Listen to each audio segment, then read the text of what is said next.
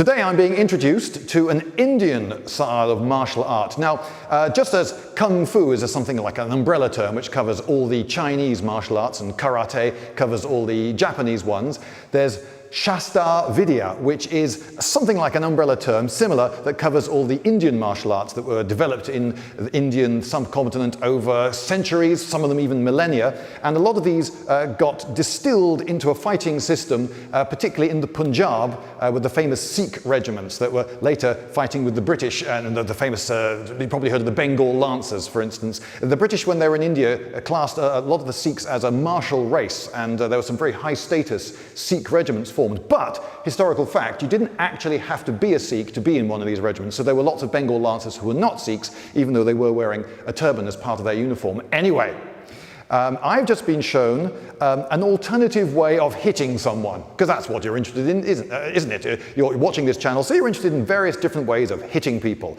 Now, you may be taught some martial art and be told this is the way to punch. So you might be told that you should push off the back foot and twist your body and hit hard with the back of your hand facing upwards, wham, like that. And that's the way to get power in your punch. And you practice that and you find, oh yeah, after a while, you've got the skill and you can do it. And it actually works. And you may be gulled into thinking that that is the way to punch and that other ways are wrong. But then you may go to a Wing Chun class and someone say, no, just punch from the elbow here on the center line. It's a really short punch, and you punch with these bottom two fingers, not the knuckles, and that works absolutely fine too. There are many ways to punch, and there are many methods of fighting, and if you have a system, if you like, of fighting, you may find that a particular style of punching suits that system. Now, in Shastar Vidiya, I've just been shown, I'm new to this, the techniques are quite different. Now, the philosophy behind this is you're imagining that you're fighting in a battle. So you don't want to step behind you because there might be a guy. So you never do anything where you're stepping back in order to attack someone or in order to defend yourself. You hold your ground because you're on a battlefield. There's a guy standing behind you. There is no room behind you. So don't step back. Besides, you may be fighting in a muddy puddle and you can't push off the ground reliably in a lot of these places because you may just slip. So it's also assuming that you're wearing armor, or you're likely to be wearing armor. And you may be fighting for quite some while. So if you use torque, that is to say a twist of the body, and you swing your body around like that and put a lot of power into a blow, you may find that you miss your target, or he evades, and you over-rotate, and now the weight of your armor, as well as the amount of oomph you just put into that blow, carries you around, and you've got to bring everything to a halt, and then everything has got to come back again, and that wastes time and energy. So, the philosophy behind this style of fighting is that your arm is like a bag of water, and you want to use the weight of that bag of water to wallop your opponent. And so you don't use a stiff arm with all your muscles engaged all the way up. You just have enough stiffness in your fist so that your wrist doesn't collapse when you hit. And otherwise, you think of your arm as like a bag of water. And you try, if you can, to start the blow coming all the way back from your shoulder blade. And you don't put loads of torque in, you throw it out. And I have just been taught all this by my good colleague, Asante, here in sunny Hammersmith in London. And he's just shown me all this, okay, so I'm new to it. So I'm probably not going to do this brilliantly well, but I hope well enough that you get the general idea. So I'm going to be punching with these two top knuckles. I'm going to be forming the fist slightly oddly, at least I think it's slightly oddly, with my thumb crimping in on the top of my hand there, and my hand is going to be twisted forward slightly, a bit like if I'm holding a pistol. That was the way you got me to envision it. So it's a bit like so I'm going to be hitting with that bit. I need enough stiffness in the wrist so that this doesn't just collapse when I hit. But otherwise, well, I'll show you first. The stiff way is something a bit like the Wing Chun way, which is your biff, like that. I'm hitting the surface very sharply, bam. But what Asante wants me to do is to go through this pad and keep the attack going, sort of digging in and going through. So I relax my arm and I try to come from a bit further away. I don't know how generous he's going to be. Okay, so something like. Okay, okay, right. Well, I mean, I think he may have been, a bit generous to me there, but yeah. So the stiff attacks the surface, a bit like a slap. Attacks the surface. It hurts, but it doesn't really do a lot of deep damage, something like that.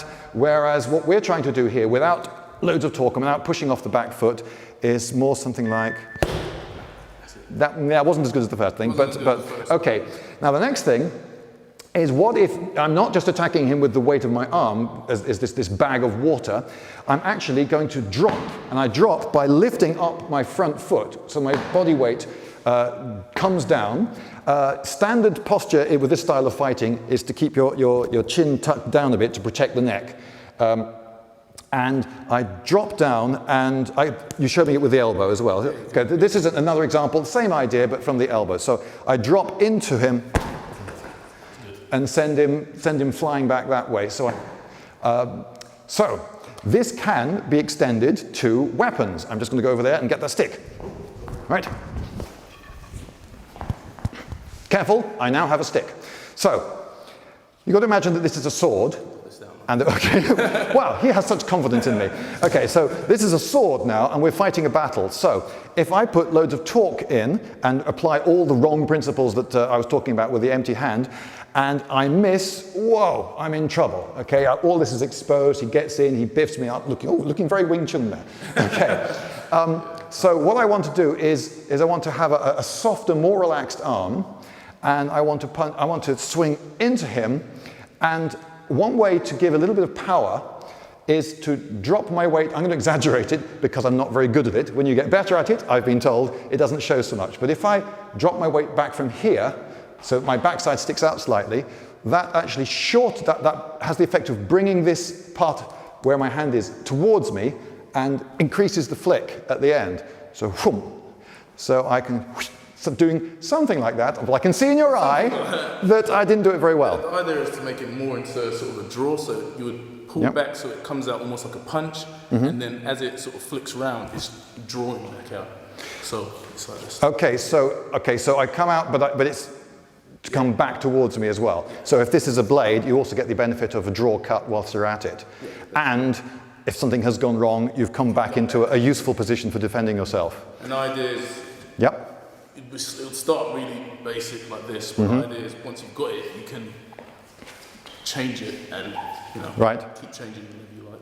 And make it very smooth and the rest of it. Okay, so smooth, fairly upright, but slightly boxer-like to the tuck chin and getting down. You want your chin basically covering your neck. Yeah, so but it's not the very upright Wing Chun or so forth. Okay, so you've got a water-like way of striking, and you can generate enough power this way. Yes, it's true that if you are on good solid ground and you've got good grippy boots on, and you come right back, ignoring the fact that there may not be room, and you put loads of torque in, and yes, wow, you can get a huge amount of power doing that. But if you have a fighting method that gives you a blow that is adequate to do the job of harming your enemy, there is no point in generating way too much power, which exhausts you and makes you vulnerable if anything goes wrong to a counterattack. So this is a way of generating enough power to do the job. Thank you very much indeed. Thank you. But there's more. Right. Now, you may be familiar with the side-handled baton. Sometimes it's compared to the Okinawan quern handle, where they swing and then the thing swings out. So you're holding it there, whoosh, and it does something like that. And that generates a lot of speed in the tip because you're moving something close to you and then letting the mass of the thing swing out. So something similar, perhaps, is happening with this. Because the idea is to create as much, you try and put as much of your body into it as possible. So if you weigh 90 kilos, you try and make a whip where the end is at least as heavy as you are. So when I'm touching you, the whole body is basically falling through. So it might not be a very heavy impact, but it will be a very heavy cut in that, someone dropping something heavy on you is still heavy, regardless of whether there was an impact or not. Yeah, and in fact, if you look at whips that are designed to do harm, they have very thick, heavy handles. A tiny movement there generates an awful lot of power at the tip when that shockwave goes down the. So you're trying to turn your body into a heavy whip and whack the other guy. In one way. Which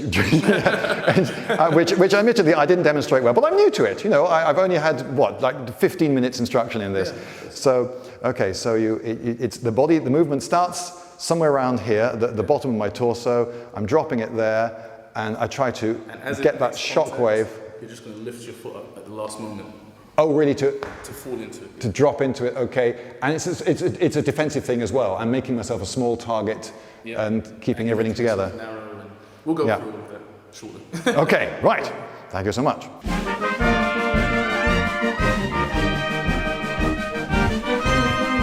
Lindybeige!